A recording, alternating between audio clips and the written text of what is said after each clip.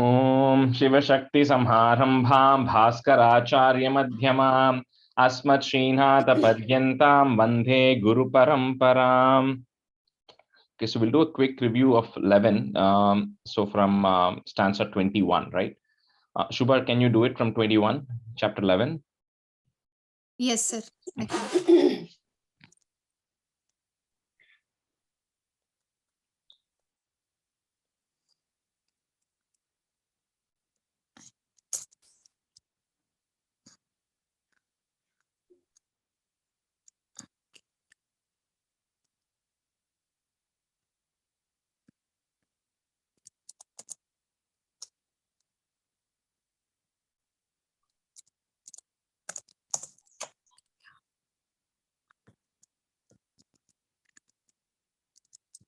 You got it, or? Yeah, I got it, sir. From 11, right? No, 21. From starting? 21. 21. Damshra Karala Vadane. Okay.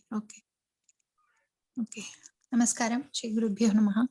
Damshra Karala Vadane Shiro Mala Vibhushane Chamunde Munda Mathane Narayani Namostute Lakshmi Lajje Mahavidye Shraddhe Pushti Swade Dhruve Maharatri Mahavidye Narayani Namostute Medhe Saraswati Vare Bhuti Bhabhravi Tamasi Niyate Tvam Prasideshe Narayani Namostute सर्वस्वरूपे सर्वेशे सर्वशक्ति समन्विते भये पिस्त्राहिनो देवि दुर्गे देवी नमोस्तुते एतत्ते वदनं सौम्यं लोचनत्रय भूषितं पातु नः सर्वभीतिभ्यः कात्यायनि नमोस्तुते ज्वालाकराळमद्युग्रम् अशेषासुरसूदनं त्रिशूलं पातु नो भीतेर्भद्रकाली नमोस्तुते हिनस्ति दैत्य तेजांसी स्वनेनापूर्यया जगत् सा घंटा पातु नो देवी पापेभ्यो नः सुतानिव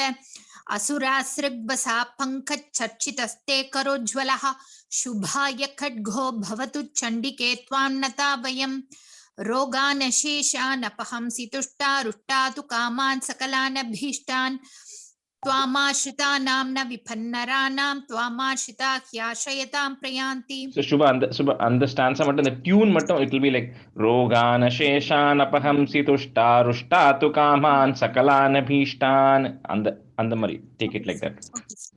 Okay, sir. रोगानशेषानपहंसि तुष्टारुष्टातु कामान् सकलान् भीष्टान् त्वामाश्रितानां न विपन्नराणां त्वामाश्रिता ह्याश्रयतां प्रयान्ति एतत् कृतं यत्कदनं त्वयाद्य धर्मद्विषां देवी महासुराणां रूपैरनेकैर्बहुधात्ममूर्तिं कृत्वाम्बिके तत् प्रकरोति कान्यां विद्याषु शास्त्रेषु विवेकदीपेष्वाद्येषु वाक्येषु च कात्वदन्या मम त्वगर्तेति महान्धकारे विभ्रामयत्येतदधीव विश्वं रक्षांसि यत्रोग्रविशाश्च नागा रयोदस्यु बलानि यत्र दावानलो यत्र तथाब्धिमध्ये तत्र स्थिता त्वं परिपासि विश्वं विश्वेश्वरी त्वं परिपासि विश्वं विश्वात्मिका धारयसीति विश्वं विश्वेशवन्द्या भवती भवन्ति विश्वाश्रया ये त्वयि भक्तिनम्राः देवी प्रसीद परिपालय नोरि भीते नित्यं यथासुर बगाधुनैव वधाधुनैव सद्यः पापानि सर्वजगतां प्रशमं नयाशु उत्पातपाकजनितां शमहोपसर्गान् प्रणतानां प्रसीदत्वं देवी विश्वार्तिहारिणि त्रैलोक्यवासिनां मीड्ये लोकानां वरदा भव देवी उवाच वरदाहं सुरगणा वरं यन्मनसेच्छत तं वृणुध्वं प्रयच्छामि जगतामुपकारकं देवावूचुः सर्वबाधा प्रशमनं त्रैलोक्यसाखिलेश sorry. Sarvabadha prashamanam trailokya sakhileshwari evamev tvaya karyam asmadvairi vinashanam devi uvacha vaivasvate antare prapte ashtavimshati me yuge शुंभो निशुंभश्चैवान् यात् उत्पत्स्येते महासुरौ. So Shubha, you don't have to say Vaivasvate Antare. You don't have to break it like that because on the te and a when it comes, right, it kind of goes together. So Vaivasvatentare, tentare, it will go like that. So in Sanskrit, you will see that S symbol, right? On the Sanskrit, you're using Sanskrit, yeah. So on the in the S, you don't have to explicitly say Antare, it will get merged with the previous te or to. Okay, got it, sir. Thank you. वैवस्वतेन्तरे प्राप्ते अष्टाविंशति मे युगे शुंभो निशुंभश्चैवान् यावुत्पत्स्येते महासुरौ नन्दगोपगृहे जाता यशोदा गर्भसम्भवा ततस्तौ नाशयिष्यामि विन्ध्याचलनिवासिनी पुनरप्यतिरौद्रेण रूपेण पृथिवीतले अवतीर्य हनिष्यामि वैप्रचित्तां सुदानवान् भक्ष्यन्त्याश्च तानुग्रान् वैप्रचित्तान् महासुरान् रक्तादन्ता भविष्यन्ति दाडिमी कुसुमोपमाः ततो मां देवताः स्वर्गे मर्त्यलोके च मानवाः स्तुवन्तो व्याहरिष्यन्ति सततं रक्तदन्तिकां भूयश्च शतवार्षिक्याम् अनावृष्ट्यां मनम्भसि मुनिभिः संस्मृता भूमौ सम्भविष्याभ्य यो निजां ततः शतेन नेत्राणां निरीक्षिष्यामि यन्मुनीन्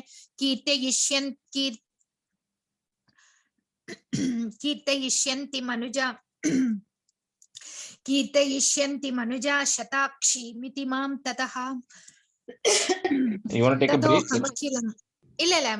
ततोऽहमखिलं लोकम् आत्मदेहसमुद्भवैः भरिष्यामि सुराशाकैरावृष्टैः प्राणधारकैः शाकम्भरीति विख्यातिं तदा यास्याम्यहं भुवि तत्रैव च वधिष्यामि दुर्गामाख्यं महासुरं Durga देवीति. Sorry, Durga, not Durga.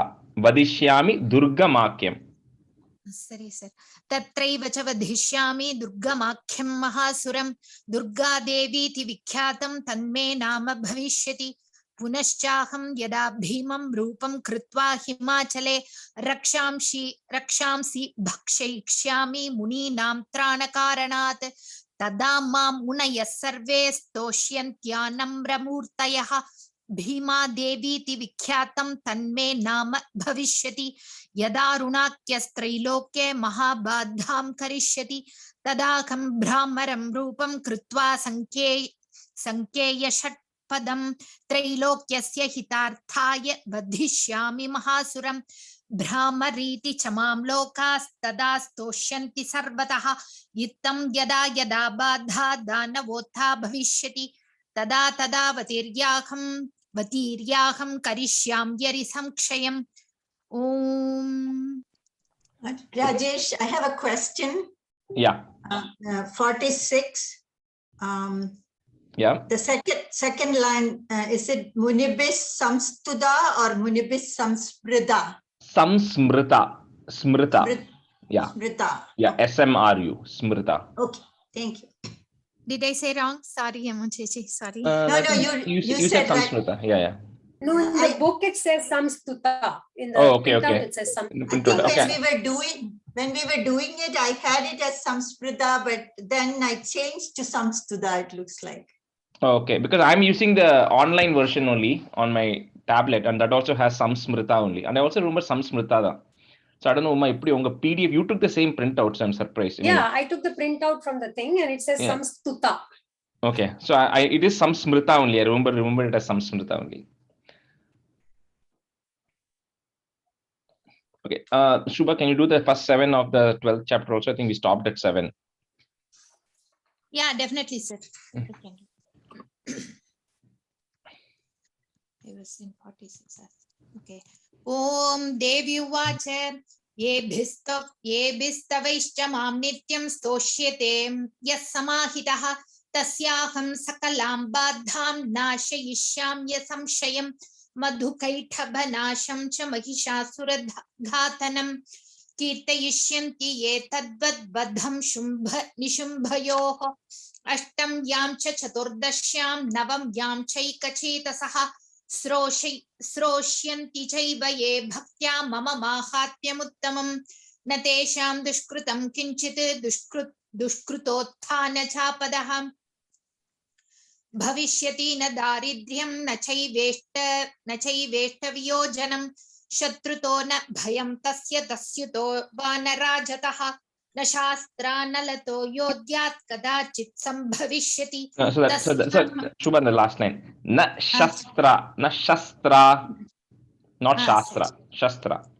सरि न शस्त्रा न लतो योगात् कदाचित् संभविष्यति Yoga, sorry to correct again. Yoga, not yoga.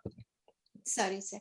न शस्त्रा न लतो योगात् कदाचित् संभविष्यति तस्मान् ममैतन् माहात्म्यं पठितव्यं समाहितैः श्रोतव्यं च सदा भक्त्या परं स्वस्त्ययनं हि तत्. Perfect. Okay, so we'll continue with 8. Uma, Ammuchechi, you can be Uma and Priya can be students right now, starting off. Rajesh, I have one question on stanza 4 in this 12th one. Is the last word Mahatmya Muttamam or because it's Muttamam dam potirukku.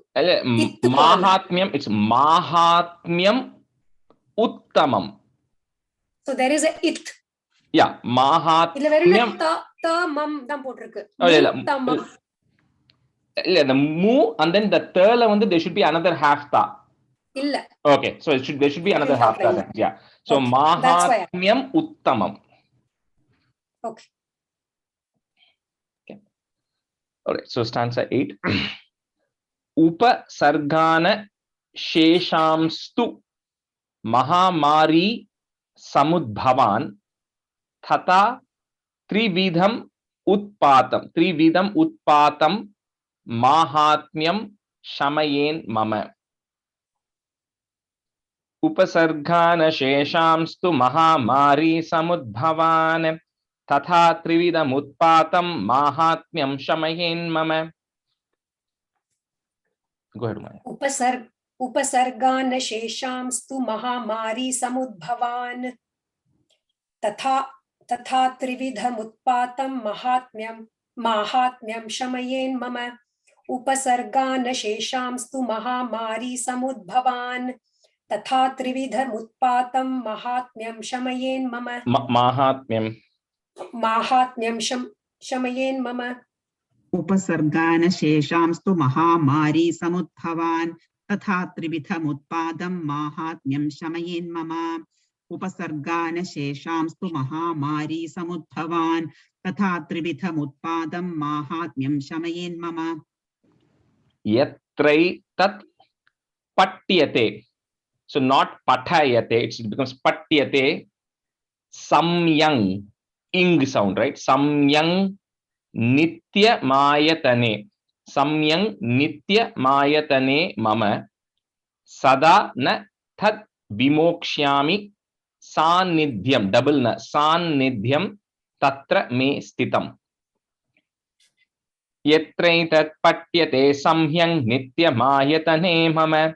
Sada na tad vimokshyami sanidhyam tatra me stitam.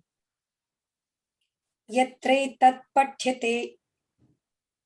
Correct, Ane? Correct, yeah. Okay.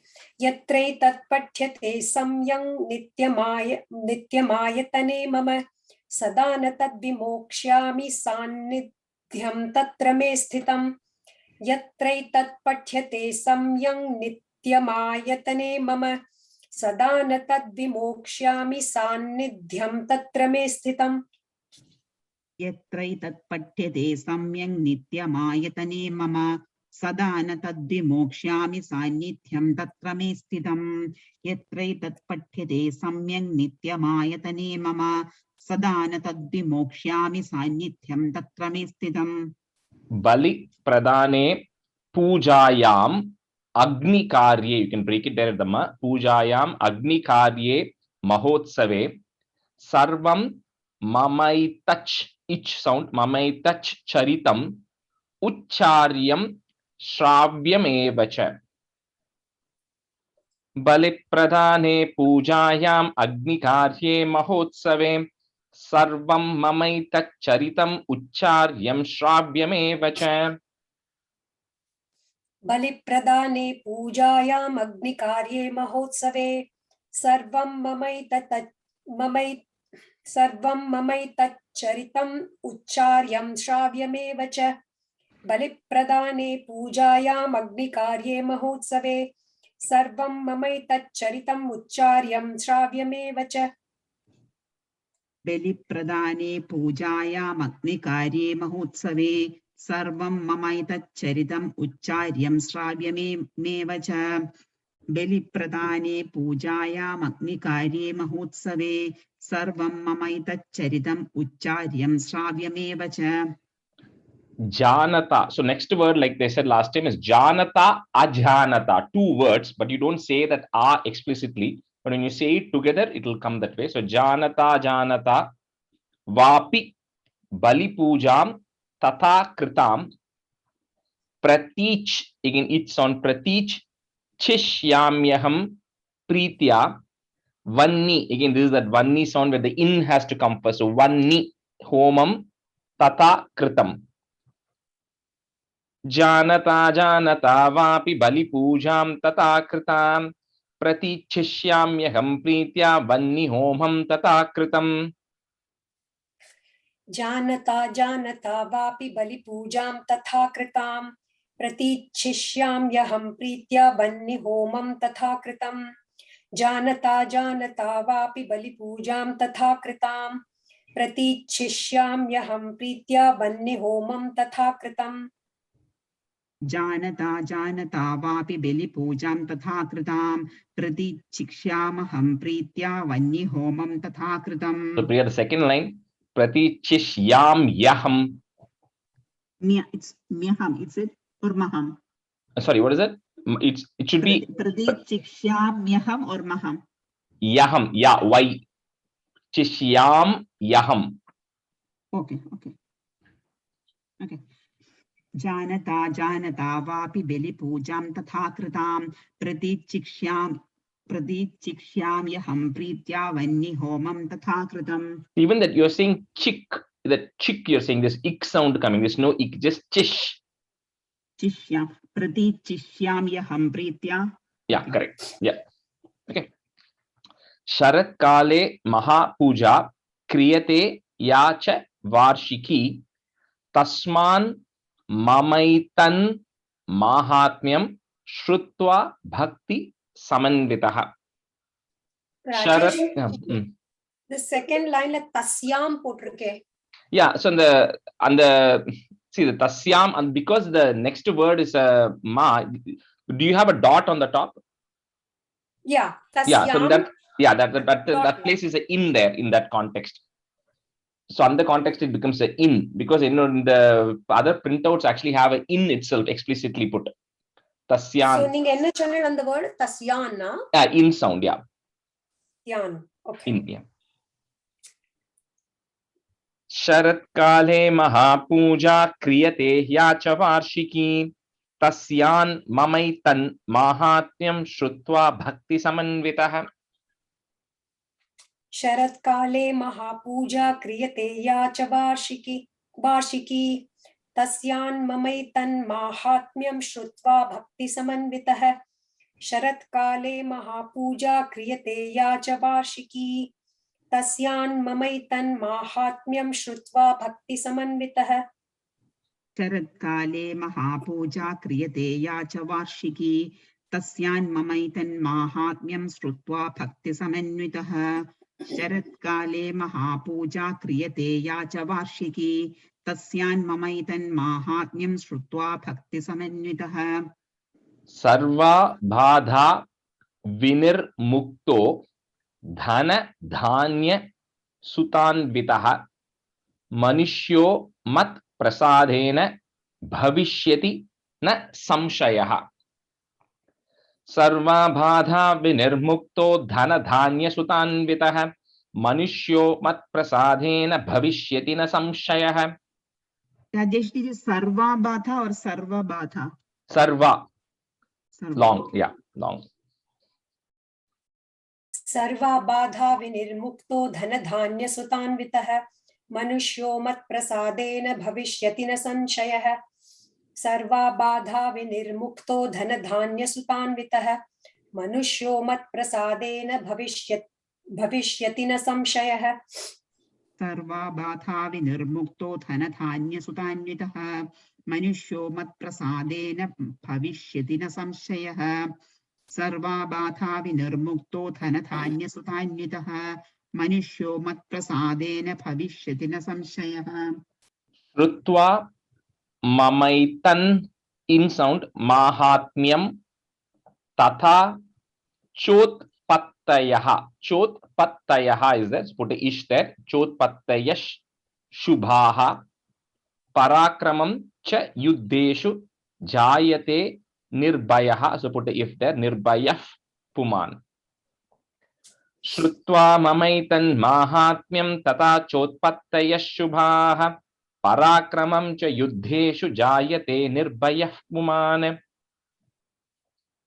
श्रुत्वा ममैतन्माहात्म्यं तथा चोत्पत्तयः शुभाः पराक्रमं च युद्धेषु जायते निर्भयः पुमान् श्रुत्वा ममैतन्माहात्म्यं तथा चोत्पत्तयः शुभाः पराक्रमं च युद्धेषु जायते निर्भयः पुमान् श्रुत्वा ममैतन्माहात्म्यं तथा चोत्पत्तयः शुभाः पराक्रमं च युद्धेषु जायते निर्भयः पुमान् श्रुत्वा ममैतन्माहात्म्यं तथा चोत्पत्तयः शुभाः पराक्रमं च युद्धेषु जायते निर्भयः पुमान् रिपवः, so put is there, ripavas samkshayam yanti kalyanam chopapadyate nandate cha kulam pumsam mahatmyam mama shrunvatam ripavas samkshayam yanti kalyanam chopapadyate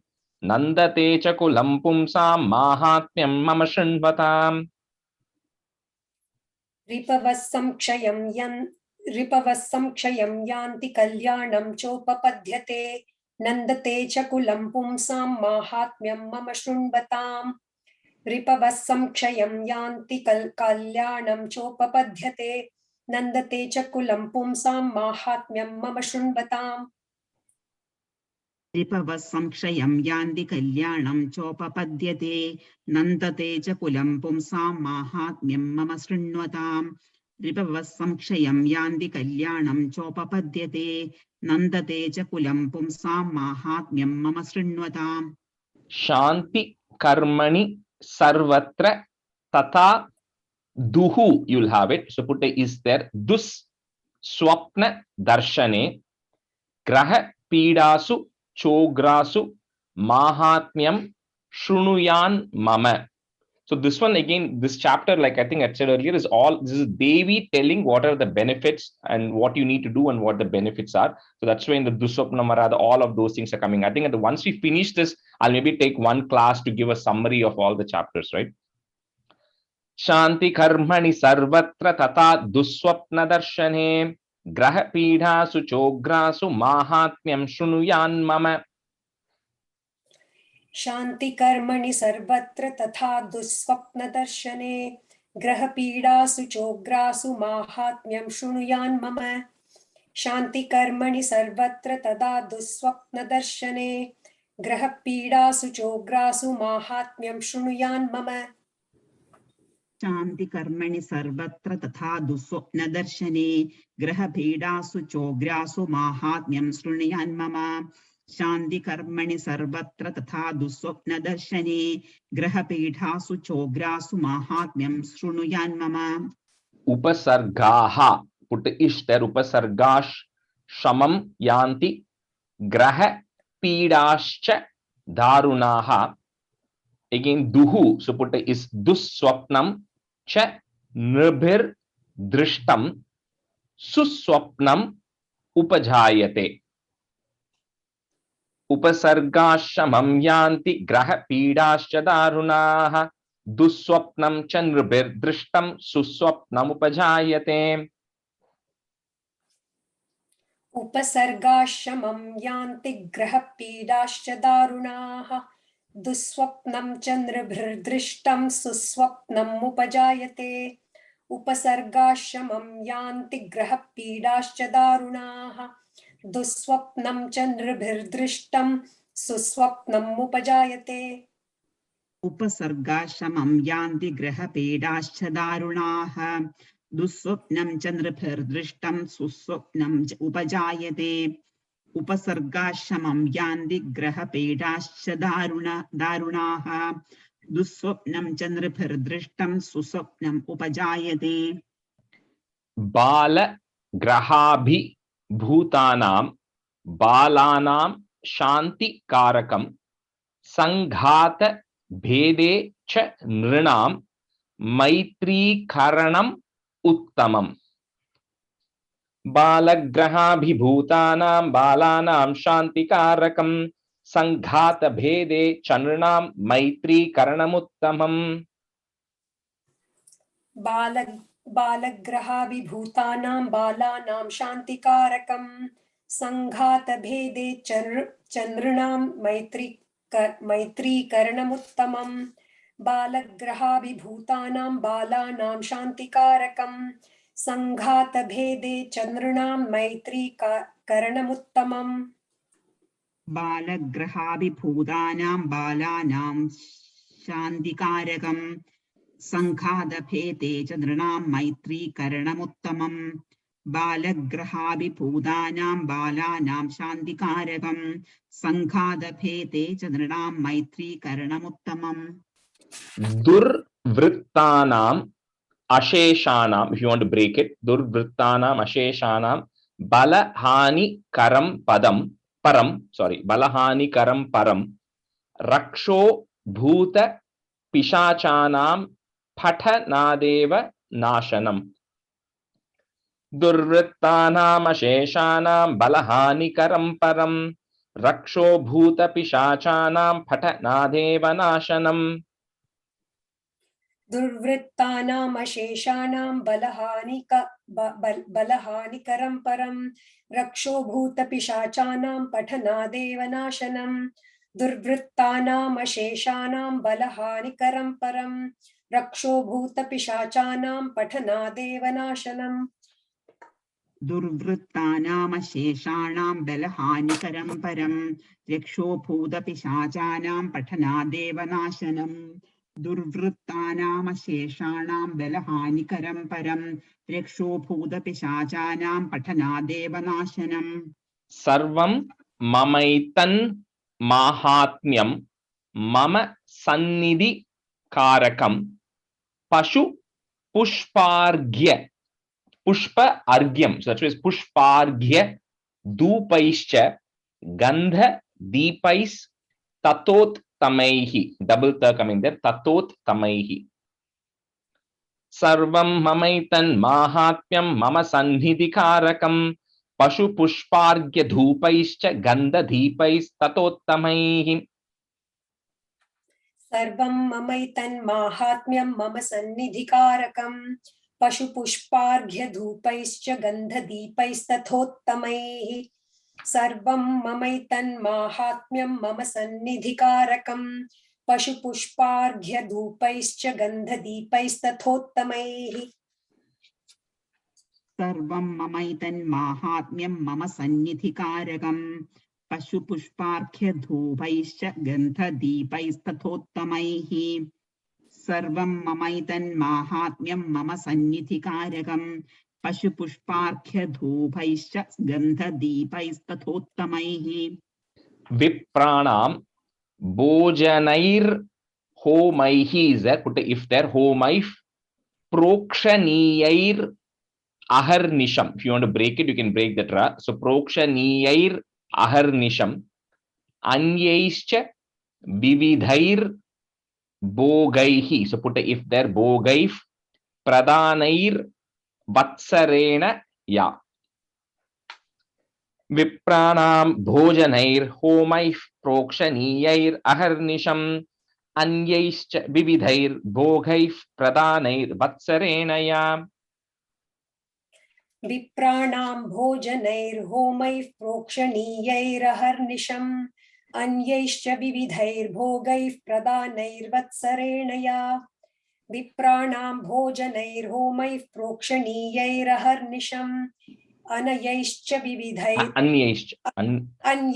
विविधैर्भोगैः प्रदानैर्वत्सरेण या विप्राणां भोजनैर्होमैः प्रोक्षणीयैरहर्निशम् अन्यैश्च विविधैर्भोगैः प्रदानैर्वत्सरेण या विप्राणां भोजनैर्होमैः प्रोक्षणीयैरहर्निशम् अन्यैश्च विविधैर्भोगैः प्रदानैर्वत्सरेण या प्रीतिर्मे क्रियते सास्मिन् together सास्मिन् सकृत् सुचरिते श्रुते श्रुतं हरति पापानि shortni tatharogyam. So you emphasize that because there's a tata and then you see that arogyam it's coming. So tatharogyam prayachati.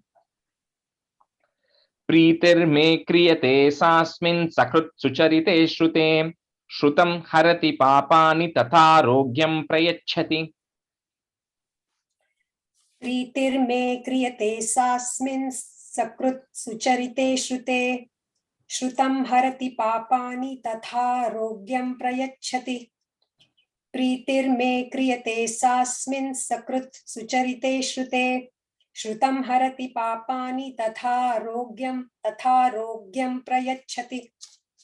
प्रीतिर्मे क्रियते सास्मिन् सकृत् सुचरिते श्रुते श्रुतं हरति पापानि तथारोग्यं प्रयच्छति. प्रीतिर्मे क्रियते सास्मिन् सकृत् सुचरिते श्रुते श्रुतं हरति पापानि तथारोग्यं प्रयच्छति. रक्षां करोति भूतेभ्यो जन्मनां कीर्तनं मम युद्धेषु डबल द युद्धेषु चरितं यन्मे दुष्ट दैत्य निबर्हणम्. रक्षां करोति भूतेभ्यो जन्मनां कीर्तनं मम युद्धेषु चरितं यन्मे दुष्ट दैत्य निबर्हणम्. रक्षां करोति भूतेभ्यो जन्मनां कीर्तनं मम युद्धेषु चरितं यन्मे दुष्ट दैत्य निबर्हणम्. रक्षां करोति भूतेभ्यो जन्मनां कीर्तनं मम युद्धेषु चरितं यन्मे दुष्ट दैत्य निबर्हणम्. रक्षां करोति भूतेभ्यो जन्मनां कीर्तनं मम युद्धेषु चरितं यन्मे दुष्ट दैत्य निबर्हणम्. रक्षां करोति भूतेभ्यो जन्मनां कीर्तनं मम युद्धेषु चरितं यन्मे दुष्ट दैत्य निबर्हणम्. तस्मिन् श्रुते वैरीकृतं भयं पुंसां न जायते युष्माभिः put is there युष्माभिः स्तुतयो याश्च ब्रह्मर्षिभिः ich sound there ब्रह्मर्षिभिः कृताः. तस्मिन् श्रुते वैरीकृतं भयं पुंसां न जायते युष्माभिस्तुतयो याश्च ब्रह्मर्षिभिः कृताः. Rajesh, the second word is the cha and shrutela.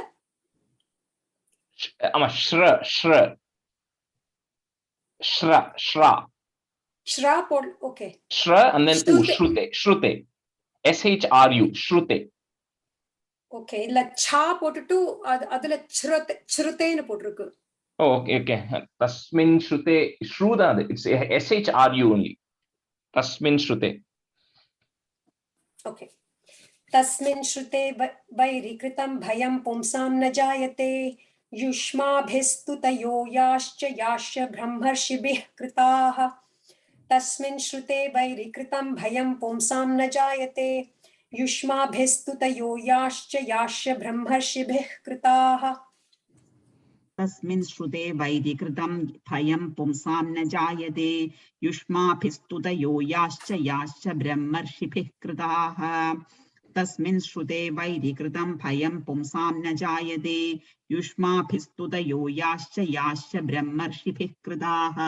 Yeah, the Shrute only because the Shrute is like the Shruti, that's what it is. Tasmin Shrute is praising you. Tasmin is you in the Shrute. So another than the SH another. Yeah. For Not some not reason, yeah. Shrite. Okay. Brahmana cha kritastastu prayachanti. It sound prayachanti shubham matim aranye prantare vapi davagni parivaritaha. Brahmana cha kritastastu prayachanti shubham matim aranye prantare vapi davagni parivaritaha. Brahmana च कृतास्तास्तु प्रयच्छन्ति शुभां मतिम् अरण्ये प्रान्तरे वापि दावाग्निपरिवारितः ब्रह्मणा च कृतास्तास्तु प्रयच्छन्ति शुभां मतिम् अरण्ये प्रान्तरे वापि दावाग्निपरिवारितः ब्रह्मणा च कृतास्तास्तु प्रयच्छन्ति शुभां मतिम् अरण्ये प्रान्तरे वापि दावाग्निपरिवारितः ब्रह्मणा च कृतास्तास्तु प्रयच्छन्ति शुभां मतिम् अरण्ये प्रान्तरे वापि दावाग्निपरिवारितः दस्युभिर्वा वृतः is there put ish vritash shunye grihito vapi shatrubihi simha vyagranu yato va vane va vana hastibihi. Rajesh, can you the first sentence Tiruppi or what chulungo? Dasyubhirva. Second word enna adukapram Vritaha vritaha. Okay. Vritaha. So you put the ish there vritash. Okay. दस्युभिर्वा वृतशून्ये गृहीतो वापि शत्रुभिः सिंहव्याघ्रानुयातो वा वने वा वनहस्तिभिः. दस्युभिर्वा वृतशून्ये गृहीतो वापि शत्रुभिः सिंहव्याघ्रानुयातो वा वने वा वनहस्तिभिः दस्युभिर्वा वृतशून्ये गृहीतो वापि शत्रुभिः सिंहव्याघ्रानुयातो वा वने वा वनहस्तिभिः दस्युभिर्वा वृतशून्ये गृहीतो वापि शत्रुभिः सिंहव्याघ्रानुयातो वा वने वा वनहस्तिभिः दस्युभिर्वा वृतशून्ये गृहीतो वापि शत्रुभिः सिंहव्याघ्रानुयातो वा वने वा वनहस्तिभिः. Ammu Chichi and Gopiji, can you be students? Next half. Sure. Okay. Ragnya kruddena double the coming the kruddena chagnyapto nyapto vadyo bandha gatopi va aghurnito va vatena stitaha. Put if there stitah pote maharnave. Ragnya kruddena chagnapto vadyo bandagatopi va aghurnito va vatena stitah pote maharnave. Go ahead, Muchichi. Jatnya kruddhena chaknyapto vadyo bandagatopi va aghurnito va vatena stitah pote maharnave. Jatnya kruddhena chaknyapto vadyo bandagatopi va aghurnito va vatena stitah pote maharnave. Kruddhena chaknyapto vadyo bandagatopi va aghurnito va vatena stitah pote maharnave.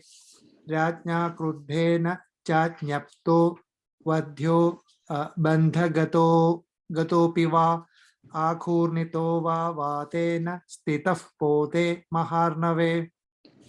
Patatsu chapi shastreshu sangrame brisha darune sarva badhasu ghorasu vedanabhyar. That's together. Vedanabhyar ditopiva. Patatsu chapi shastreshu sangrame brishadarune sarva badhasu ghorasu vedanabhyarditopiva. Padatsu chapi shastreshu sangrame brishadarune sarva badhasu ghorasu vedanabhyarditopi va. Padatsu chapi shastreshu sangrame brishadarune सर्वा बाधासु घोरासु वेदनाभ्यर्दितोऽपि वा पतसु चापि शस्त्रे पतत्सु पतत्सु चापि शस्त्रेषु संग्रामे पृषदारुणे सर्वाबाधासु घोरासु वेदनाभ्यर्दितोऽपि वा पतत्सु चापि शस्त्रेषु संग्रामे पृषदारुणे सर्वाबाधासु घोरासु वेदनाभ्यर्दितोऽपि वा स्मरन् ममैतच् each sound ममैतच् चरितं नरो मुच्येत संकटात् मम प्रभावात् सिंहाद्या, so you can break it there, मम प्रभावात् सिंहाद्या दस्यवो वैरिणस्तथा स्मरन् ममैतच् चरितं, actually I'll do the next line also because it's a one liner, दूरादेव पलायन्ते स्मरतश्चरितं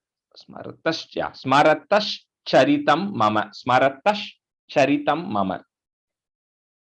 स्मरन् ममैतच्चरितं नरो मुच्येत संकटात् मम प्रभावात् सिंहाद्या दस्यवो वैरिणस्तथा दूरादेव पलायन्ते स्मरतश्चरितं मम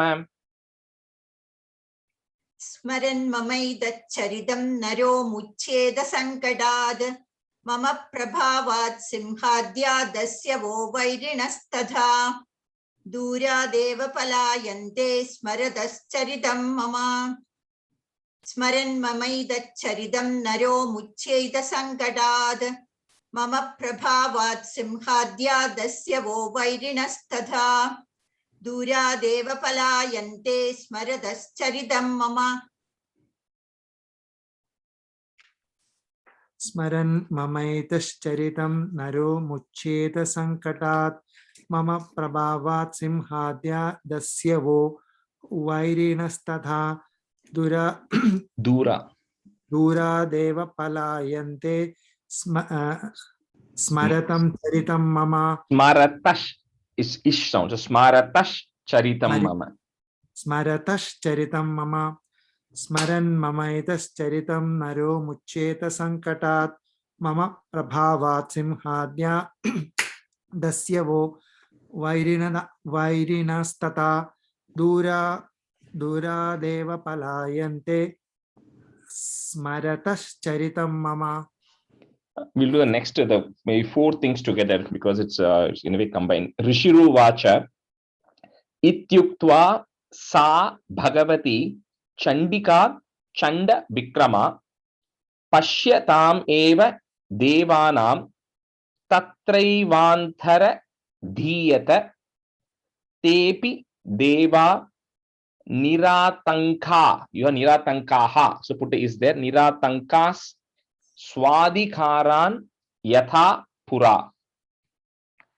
ऋषिरोवाच इत्युक्त्वा सा भगवती चण्डिका चण्डविक्रमा पश्यतामेव देवानां तत्रैवान्तरधीयत तेऽपि देवा निरातङ्काः स्वादिकारान् यथा पुरा. ऋषिरुवाच इत्युक्ता सा भगवती चण्डिका चण्डविक्रमा पश्यतामेव देवानां तत्रैवान्तरधीयत तेऽपि देवा निरातङ्काः स्वादिकारान् यथा पुरा. Samuchechi, that after Rishiruvacha ityuktva. Okay, thanks. Rishiruvacha ityuktva sa bhagavati chandika chandavikrama pasyatameva devanam tatraivantaradhiyata tepi deva niratankas swadikaran yatha pura. ऋषिरुवाच इत्युक्त्वा वा सा भगवती चण्डिका चण्डविक्रमा पश्यताम् एव देवानां तत्रैवान्तरधीयत तेऽपि देवा निरातङ्गाः स्वाधिकारान् यथा पुरा. Gopiji, that ityuktva, you said va 2 times. Ityuktva sa. That's all. Is that right? Anyway, say it now. Yeah. ऋषिरुवाच इत्युक्त्वा सा, right? Yeah. Okay. Correct. इत्युक्त्वा सा भगवती चण्डिका चण्डविक्रमा पश्यताम् एव देवानां तत्रैवान्तरधीयत तेऽपि देवा निरातङ्गा स्वाधिकारान् यथा पुरा. Yajna bhaga bujaha is there. Put is bujas sarve. Chakrur vinihatarayah. Daityascha devya nihate. Shumbhe deva ripau yudhi. Yajna bhaga bujas sarve. Chakrur vinihatarayah. Daityascha devya nihate. Shumbhe deva ripau yudhi. यज्ञभागभुजः सर्वे चक्रुर्विनिहतारयः दैत्याश्च देव्या निहते शुम्भे देवरिपायुधि यज्ञभागभुजः सर्वे चक्रुर्विनिहतारयः दैत्याश्च देव्या निहते शुम्भे देवरिपायुधि. यज्ञभागभुजः सर्वे चक्रुर्विनिहतारयः दैत्याश्च देव्या निहते शुम्भे देव रिपौ युधि. यज्ञभागभुजः सर्वे चक्रुर्विनिहतारयः दैत्याश्च देव्या निहते शुम्भे देव रिपौ युधि. Jagad vidvamsini tasmin mahogrethula. You can say that together. Mahogrethula vikrame nishumbhe cha mahavirye sheshaha. So put a if there. Sheshaf patalam ayayuhu.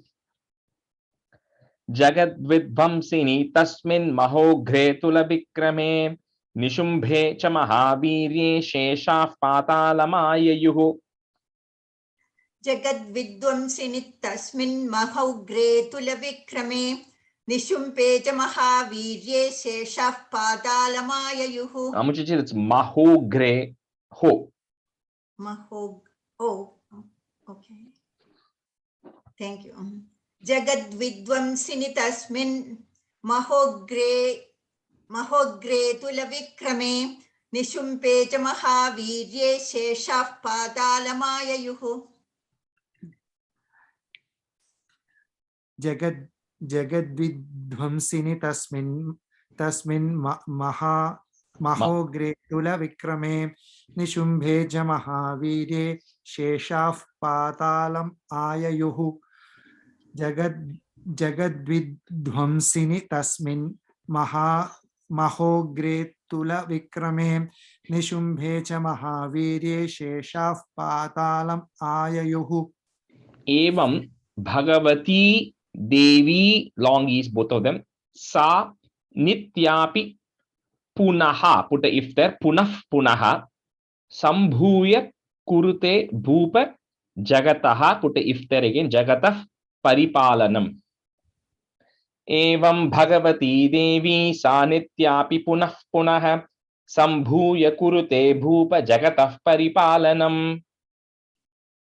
Evam Bhagavati Devi sa nityapi punah punaha sambhuya kurude bhupa jagatah paripalanam. Evam Bhagavati Devi sa nityapi punah punaha sambhuya kurude bhupa jagatah paripalanam. Evam Bhagavati Devi sa nityapi punah punaha sambhuya kurute bhupa jagatah paripalanam. Evam Bhagavati Devi sa nityapi punah punaha sambhuya kurute bhupa jagatah paripalanam. Taye tan mohyate, hyason, mohyate vishwam, saiva vishwam prasuyate, sa yachita cha vijnanam, tushta riddhim, double the riddhim prayachati. Tahe tan mohyate vishwam saiva vishwam prasuhyate sa yachita cha vijnanam tushta riddhim prayachati. तयैतन्मोह्यते विश्वं सैव विश्वं प्रसूयते सा याचिता च विज्ञानं तुष्टा रिद्धिं प्रयच्छति तयैतन्मोह्यते विश्वं सैव विश्वं प्रसूयते सा याचिता च विज्ञानं तुष्टा रिद्धिं प्रयच्छति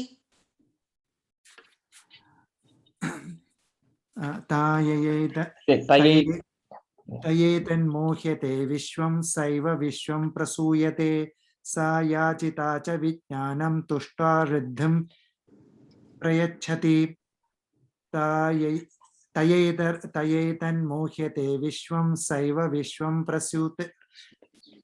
प्रसूयते सा याचिता च विज्ञानं तुष्टा रिद्धिं प्रयच्छति व्याप्तं तयैतत् सकलं ब्रह्मांडं मनुजेश्वर महाकाल्या महाकाले महामारी स्वरूपया व्याप्तं तयेतत् सकलं ब्रह्मांडं मनुजेश्वर महाकाल्या महाकाले महामारी स्वरूपया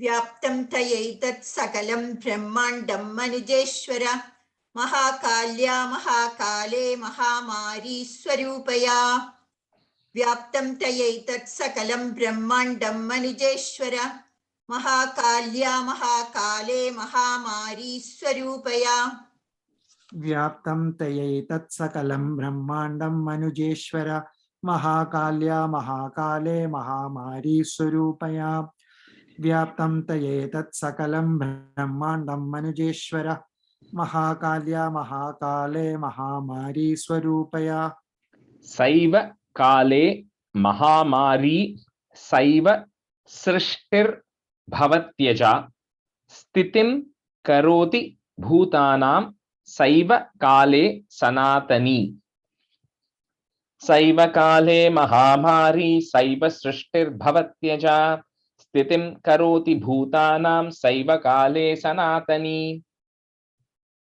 सैव काले महामारी सैव सृष्टिर्भवत्यजा स्थितिं करोति भूतानां सैव काले सनातनी सैव काले महामारी सैव सृष्टिर्भवत्यजा स्थितिं करोति भूतानां सैव काले सनातनी सैव काले महामारी सैव सृष्टिर्भवत्यजा स्थितिं करोति भूतानां सैव काले सनातनी long सैव काले महामारी सैव सृष्टिर्भवत्यजा स्थितिं करोति भूतानां सैव काले सनातनी भवकाले नृणां सैव लक्ष्मीर् वृद्धि प्रदा गृहे सैवाभावे तथा लक्ष्मीर् विनाशायोपजायते. So it's tata alakshmir vinasha. So we say it together. Tata lakshmir vinasha yopa jayate.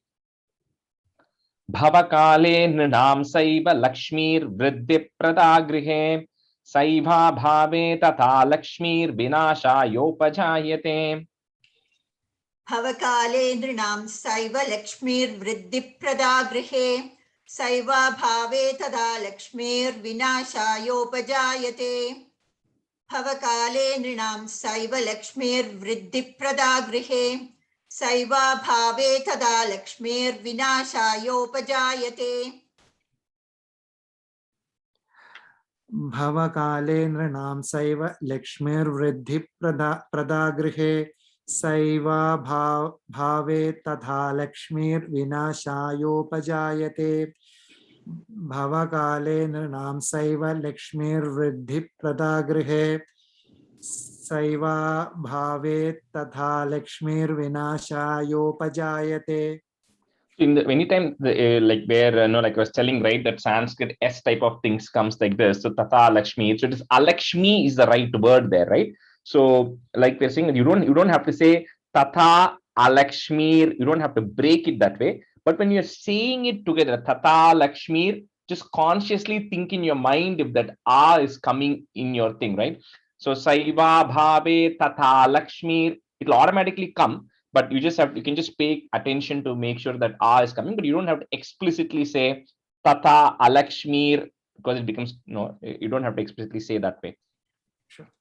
Stuta Sampujita Pushpair Dhupa Gandhadi Bis Tatha Dadati Vittam, double the Vittam Putramscha Matim Dharme Gatim Shubham. Om. Stuta Sampujita Pushpair Dhupa Gandhadi Bis Tatha Dadati Vittam Putramscha Matim Dharme Gatim Shubham. Om. Stuta Sampujita Pushpair Dhuba Gandhadibistadha Dadadi Vittam Putramscha Madhim Dharme Gadim Shubham. Om. Stuta Sampujita Pushpair Dhuba Gandhadibistadha Dadadi Vittam Putramscha Madhim Dharme Gadim Shubham. Om. Stuta Sampujita Pushmer Thupa Gandhadibhisthatha Dadati Vittam Putramscha Matim Dharme Gatim Shubham. Om. Stuta Sampujita Pushper Thupa Gandhadibhisthatha Dadati Vittam Putramscha Matim Dharme Gatim Shubham. Om. So that completes 12 chapters. We'll stop here today. So 13th chapter is a really small one, or a relatively small one. So you should be able to finish the 13th chapter next week. And after that, there is this Uttarangam, right, which is kind of the wrapping up things. But all the stanzas which are coming there are what you had already seen earlier. Just some small things will change. So we should be able to close that also out by next week. And then there is the Anganyasam, which will cover. Then there's a Devi Suktam, which is Namo Devyai Mahadevyai, which you all have already learned in the 5th chapter. So we don't have to go through that. I think that then the main things would be, there are 3 Rahasya Trayams. Trayam means 3. So the 3 Rahasyams, each of which will take 1 class. So next class, we will finish the 13th chapter and then the Uttarangam. And then we'll need 3 more classes to finish up all the Rahasya Trayams. Right? Uma, நீங்க வந்து இது தீட்சை இன்னும் வாங்கல இல்லையா? No, they haven't reached out to me yet, Rajesh. What should I do? அந்த மீரா கண்ணன் இருக்கா இல்லையா? Yeah. Who you had tried to contact last time, right? Yeah. Can you just ping her and see when the next Diksha is? Sure, I'll ask her. Yeah, so because I want to spend 1 class or maybe half a class on the Navakshari. Sure. So I'm thinking, so maybe 1 class on the 13th and then 3 classes for wrapping it up. Yeah, so another 4 classes. So I think by Thanksgiving, I think we should be done. That will be I think the plan. Okay. So we need to do Devi Suktam in here.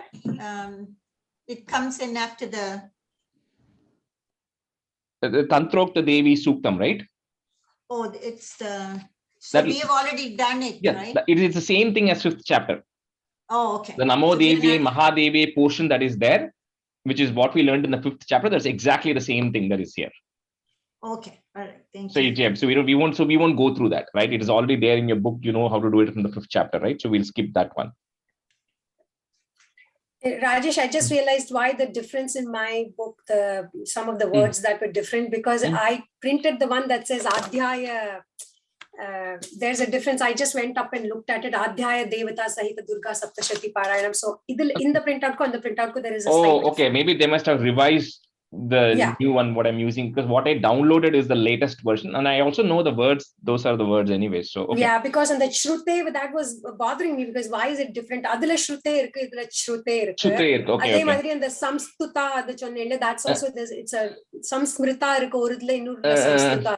There's a difference. I mean, they keep revising it, unfortunately, right? So some words like this might keep getting changed, and the only way you'll know it is you're in some Parayanam and somebody is saying some other word, and then you realize that there's one word which is off, right? That's the only way to find it out. Yeah, I was getting worried whether I should print out the other one, but there's only minor differences. Yeah, so I think it should be fine. Okay. All right. Thank you, everybody. Thank you. Bye, everyone. Bye.